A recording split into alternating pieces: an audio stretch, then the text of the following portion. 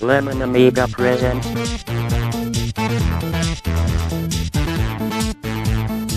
a Playguide video review.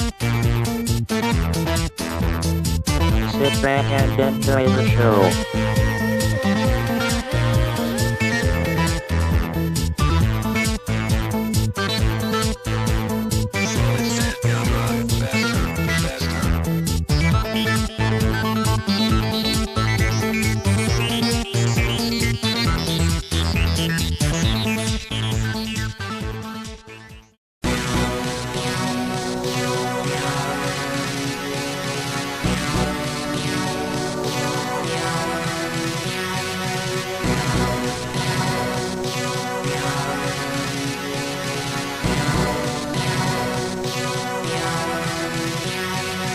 We are back once again for another Lemon Amiga Playguide and review. In this week's show we'll be checking out Warzone, developed and published by Core Design and released in 1991.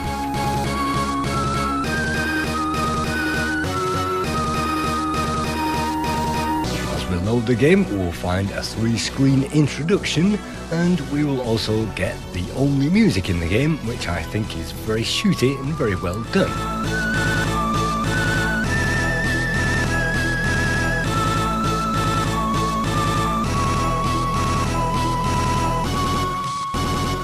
Warzone can be played with 1 or 2 players, but let's just press that fire button and let's check this game out.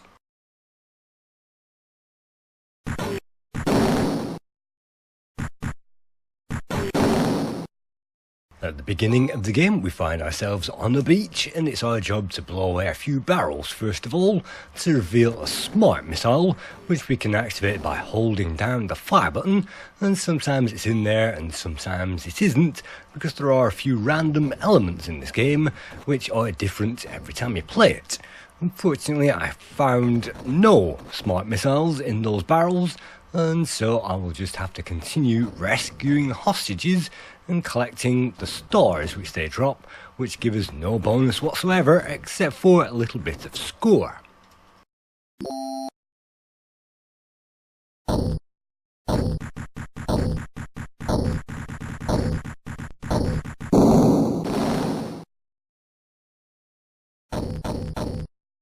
We begin with a very basic automatic weapon, and maybe that's a machine gun, but you can see a W crate on the floor, that's a weapons cache, and in here we can find the plasma balls, and that's the 3-way spread plasma which helps us cut through those enemies. But it's pretty weedy at the moment. We'll have to pick up some power-ups to power up the plasma, and we'll also have to watch out because we can't afford to shoot those hostages, otherwise we get nothing.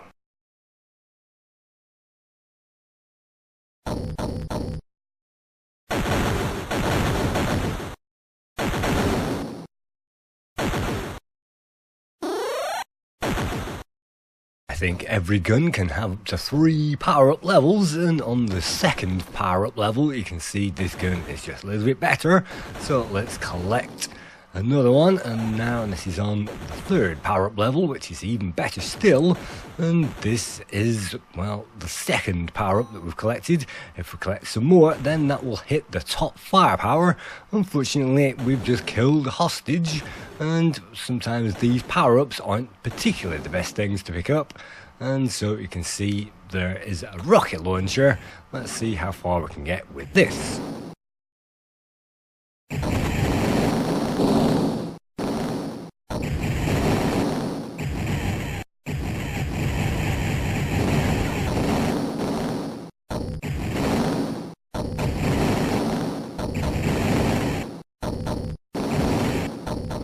There are 7 different types of weapons to pick up in the game, from the gun to the plasma balls, and also the rockets, the lasers, some hand grenade launchers, some homing missiles, and also a flamethrower. And you can see the flamethrower on the floor, but those guns have advantages and disadvantages, and an advantage of the rockets is of course the blast range, and a disadvantage of the flamer is it has a limited reach. So for now we'll stick to the rockets and hopefully pick up some health.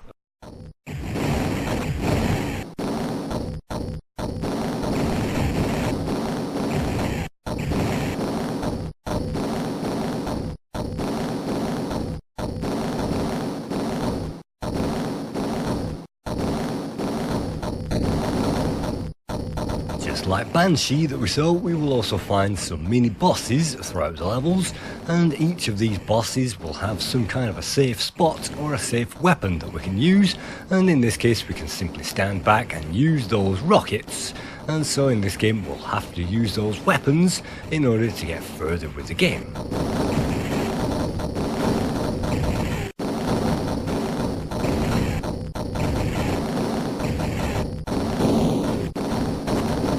Unfortunately, you can see if we stay in the same place for too long, then the game will helpfully throw a barrage of missiles towards us, and so you will have to inch the screen forwards occasionally instead of getting yourself killed. The difficulty curve in Warzone starts tough, so what I'm going to do, because I haven't played this in years, is I'm going to press escape and I'm going to try this game all over again from the beginning, and this time let's hopefully find the free missile, which will need to blow everything up on the screen, which acts as a smart bomb, and this time let's try to conserve the 2 lives that we are given at the beginning of the game.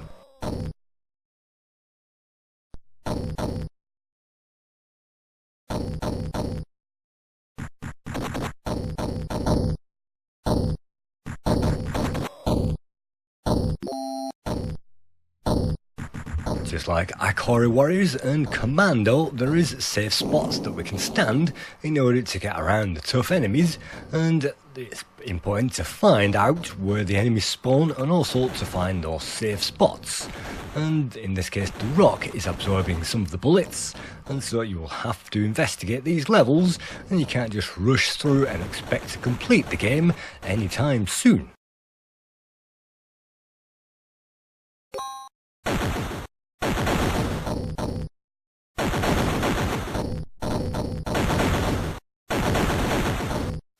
As you can hear, there is no in-game music, unfortunately, and there is no way to turn that on and off, but there is a great range of sound effects, and those are substantial. They're not the heaviest effects I've ever heard, but they are certainly adequate to this job and pack a meaty punch which the player definitely needs in order to enjoy this game. And it's the sound effects which belie the fact that there isn't much gameplay going on, and sometimes it's a creep 'em up because we'll have to sneak our way through that level.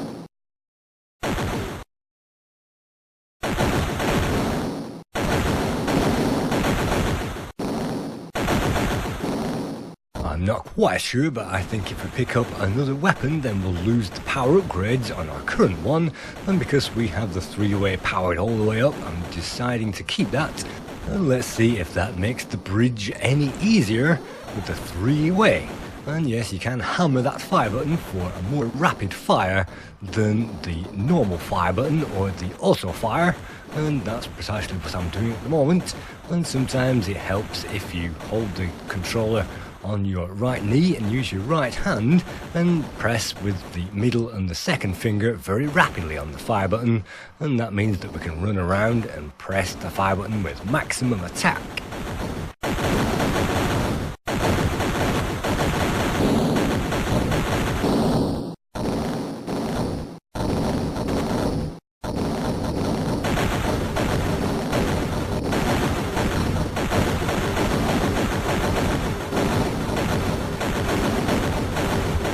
The bosses are very hard, and if you have the pistol right now you'll find this a difficult job, and of course this is only on level 2 upgrade, so we'll find that job slightly harder.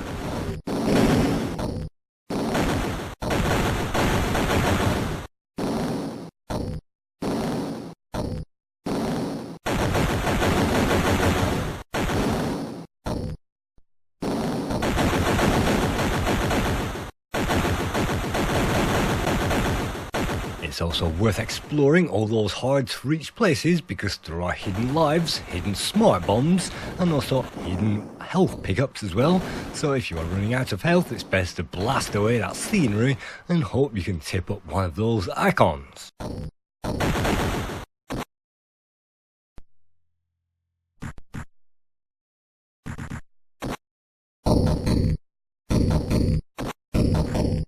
The 4-channel sound has been used to great effect, and if there are 2 enemies on the screen it will play the sound effect in stereo, and if there are 3 it will play over 3 channels, up to 4 as you can hear right now.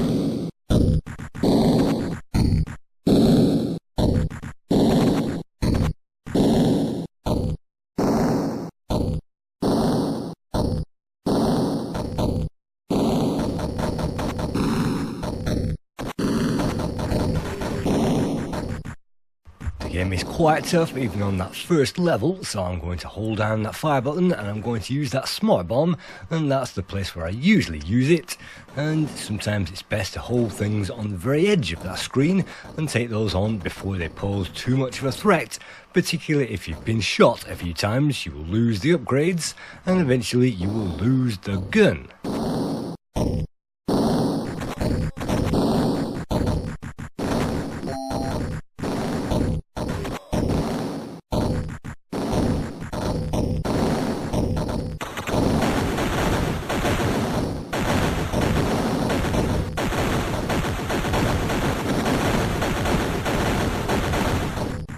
Like Dogs of War, the player cannot hang around in the same spot forever, mostly because enemies will wander onto that screen from the left and the right, and so you will find yourself swamped eventually.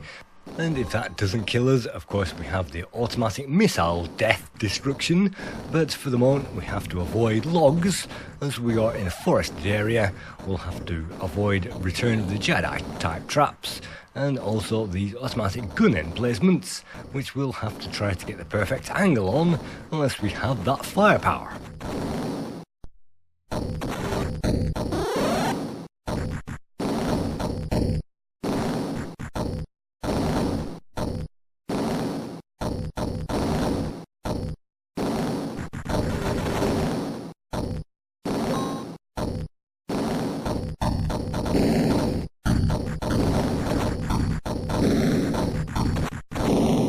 We cannot shoot through walls and we cannot shoot over walls unless we have the grenade launcher, which is the handiest weapon for long distance, but that grenade launcher will obviously lob grenades above our head, and so for close range it is absolutely useless. So returning to the rocket launcher, we are being massacred, and you can see there are 4 energy bars at the top of the screen, which will take a number of hits before they clear completely, and when all 4 bars disappear, then that means that we lose life.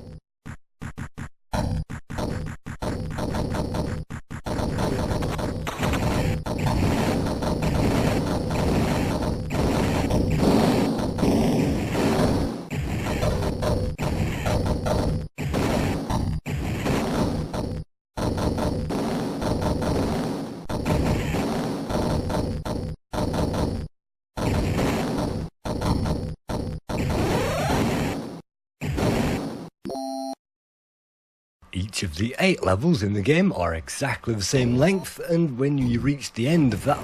10 screen length map, then you'll find a boss. And again, the boss is difficult unless you have the correct weapons, but by standing in a safe spot, there are a number to kill this particular boss, then we can just hammer away, and without a time limit to worry about, then it's just a matter of time before we defeat that boss and move on to level 2.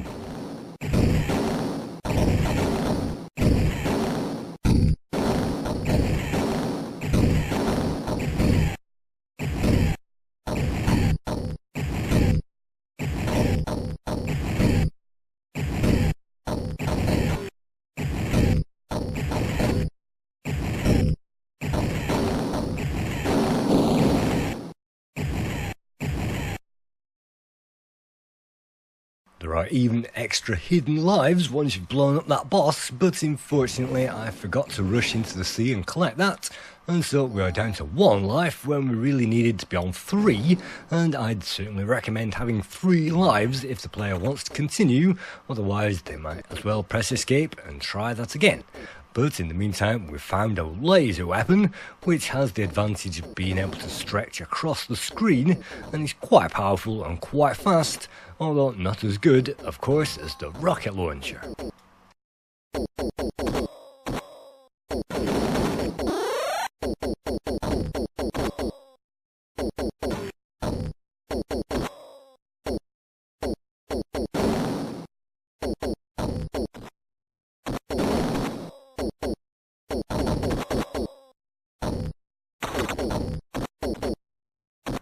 graphics may be a little bit basic, but they do take a step up from,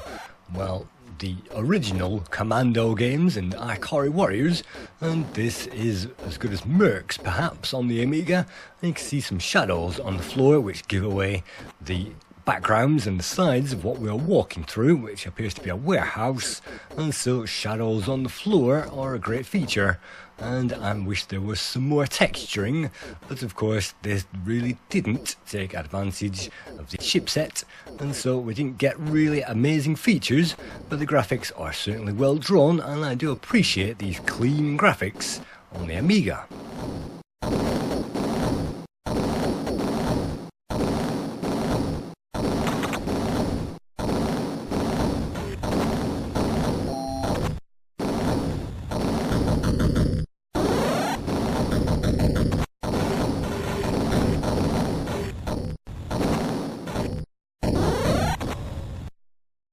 The flamer weapon is almost silent and it really does toast the enemies, but you can see the limited range on offer is pretty pathetic, and it won't destroy metallic objects either, so it is basically useless against those ground guns.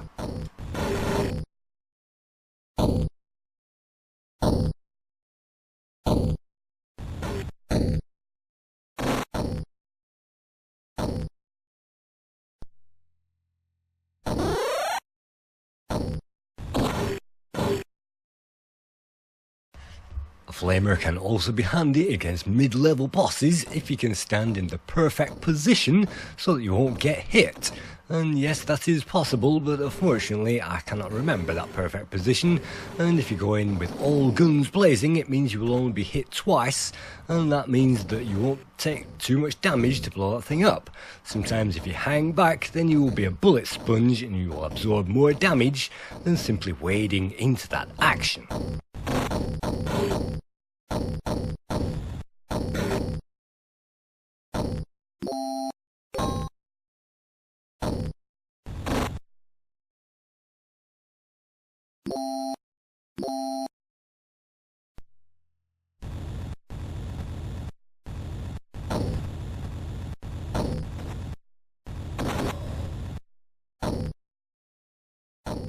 Without a barrage of sound effects, the game can feel pretty empty, and sometimes this game is pretty lonely when you're trying to sneak your way through a level and inch your way forwards. Again, just like Dogs of War, if you run straight forwards then that's usually suicide, but if you've memorised the levels then you can find all the best power-ups and you know when to upgrade and when to avoid those guns, and in this case I'm going to completely ignore the grenade launcher and stick to this weapon, seeing as it is very powerful, and we'll try to make our way through.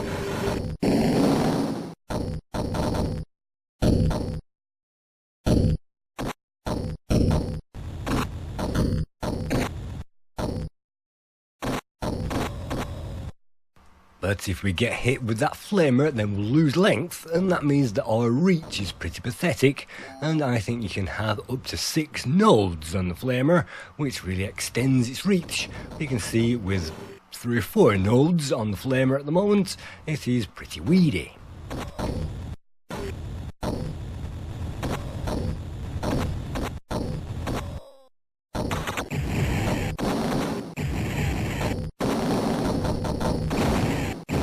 The action gets going, it is a real sound effects fest, and this really adds to the game, and you may find firefights later on are very tense and very hectic, and I don't think the lack of music really spoils this. I just find that when the action gets going it is even better, and with these automatic homing missiles of course we can stand back in those safe spots and take on the enemies the easy way.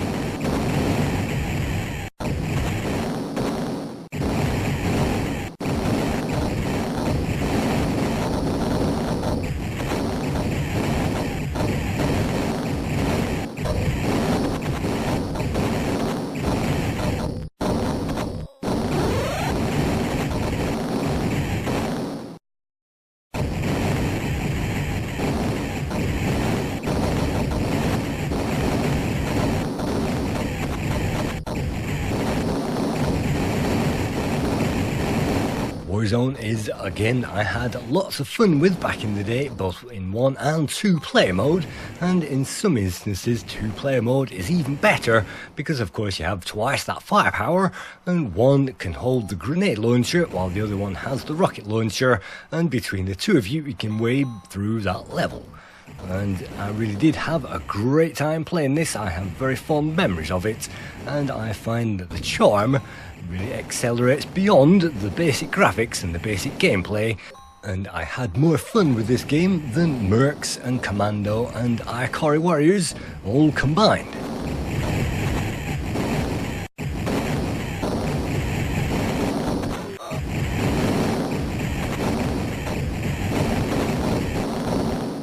That special purple token is of course the shield, and whilst we are flashing we can march through that level, and it's a real good idea to use up that shield and to get all the best power-ups, because on that platform you can see that's actually the end of level boss, and if we are still flashing when we get there, hopefully we can take a few hits and dispatch that boss the easy way. But it isn't easy even with these rocket launchers and the automatic heat seekers that we have at the moment. And yes, there is a safe spot on this very screen, and hopefully there is an extra life as well.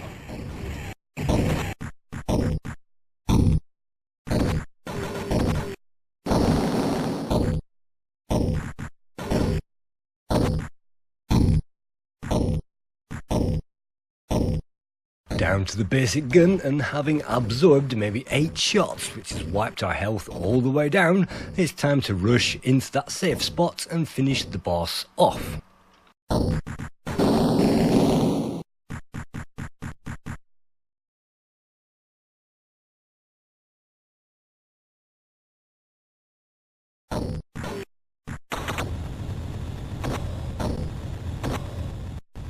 Level 3 reminds us of Commando again, and here we are in the jungle, and I wish those enemy deaths were a bit louder. I think they are very quiet in the mix, and of course the flamethrower is quite quiet, and the noise is still tremendous with lots of action going on.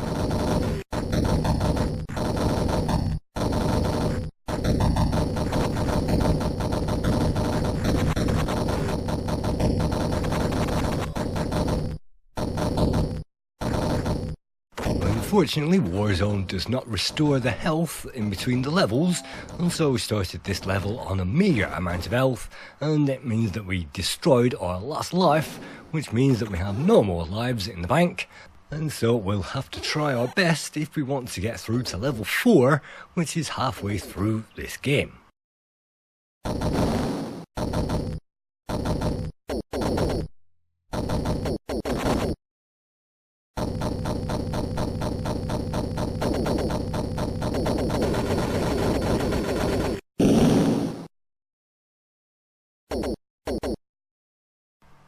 Just like Dogs of War, which was a Chris Sorrell game released through Elite Systems, we find actually some jeeps that we can avoid, and also some safe spots where we can take on those jeeps without getting a single scratch.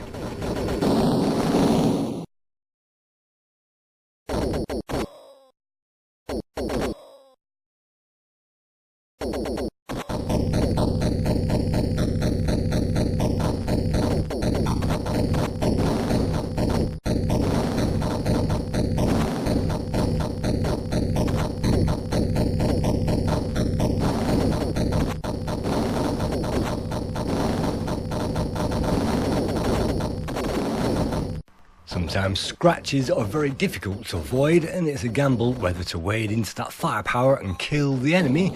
or whether to stand back and hopefully we can kill the enemy without taking too much damage. And these missile launchers here are the ones which launch the missiles if we happen to hang around too long on any given level. And now we find marshes, and we actually get to walk through the marsh like Ikari Warriors again, but we are not slowed down by the marsh, and we can run at top speed, which is great as far as I'm concerned. It means we can avoid these bullets.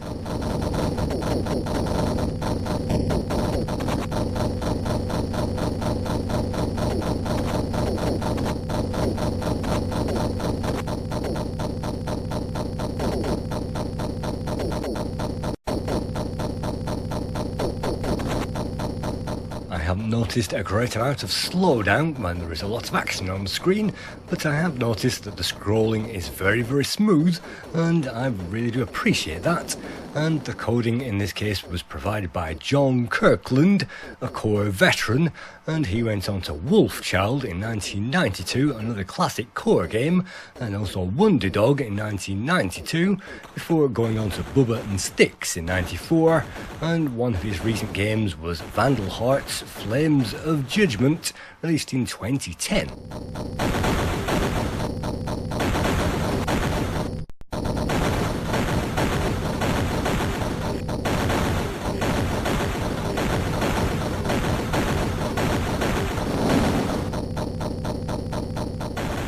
The graphics were drawn by Terry Lloyd, and John Kirkland and Terry Lloyd, you can see here in this picture from 1991, around the time that they were producing this game. Terry Lloyd also created some of the graphics for Rick Dangerous 1, and he also co-designed and created some of the graphics for Rick Dangerous 2 with Simon Phipps. Again, another core classic. And one of his recent releases, he went on to Harry Potter and the Chamber of Secrets in 2002 for the Game Boy Advance.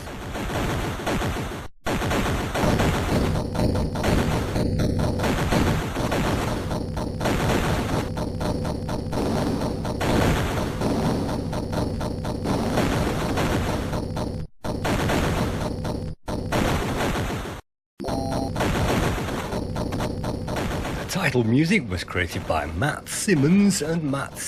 Matthew, of course, is famous for the Chuck Rock theme, and even though I really do like the theme of this game, and it really does remind me of the best action shooters movies that which came out with Arnold Schwarzenegger and Sylvester Stallone, and I think it's very apt for the game, but without in-game music, I feel there is a little bit lacking, which could have been filled by a little background jingle.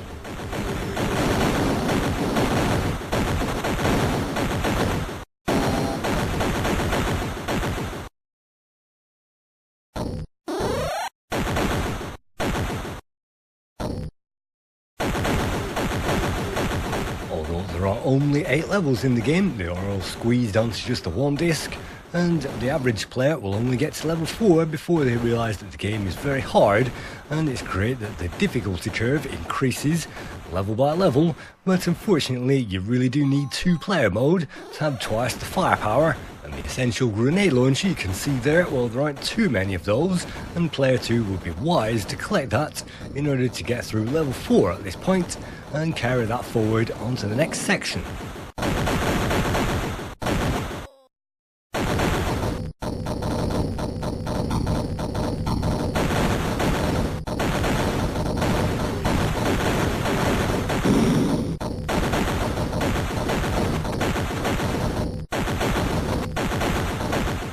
I have a lot of time and a lot of respect for this game, and sometimes I still return to this and realise how badly my skills have deteriorated.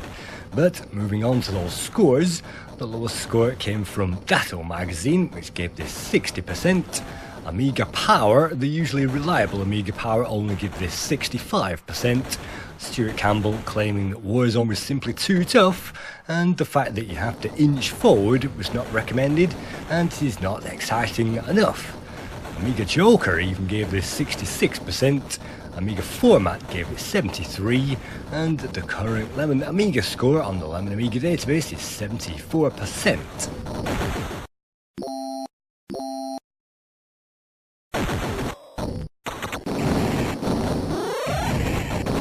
At the top end of the spectrum we have CU Amiga, who awarded Warzone 79%, Ace awarded this 81%, The One gave it 86%, Generation 4 awarded it 87%, Zero gave it 88%, and at the very top of the scale, Amiga Action awarded Warzone 88%, and they said that this was better than Mercs and better than Commando and Ikari Warriors that we got on the Amiga, and I couldn't agree more.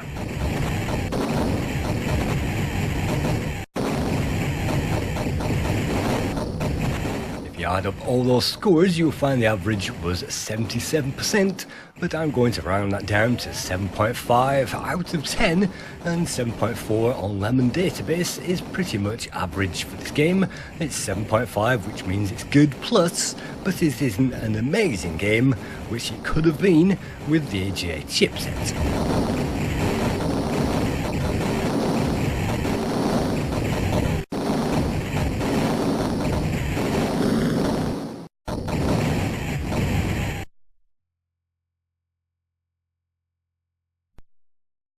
The only things which really let it down and spoil this are sometimes you can get caught in a tight spot and get hammered unnecessarily, and you can see those searchlights. If you wander into those, then you'll instantly lose a power up, and if you wander into it twice, then unfortunately you'll die. So this game is very difficult, and without the grenade launcher on this level, the enemies are indestructible with any weapon, and so you will find yourself having to run like heck. And if you have full health, then that's possible, and if not, you're going to die.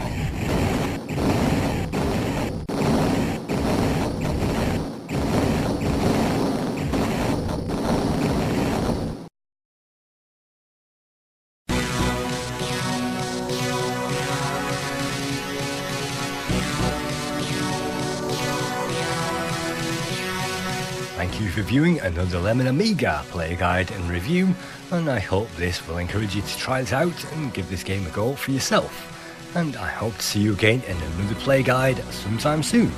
Thank you.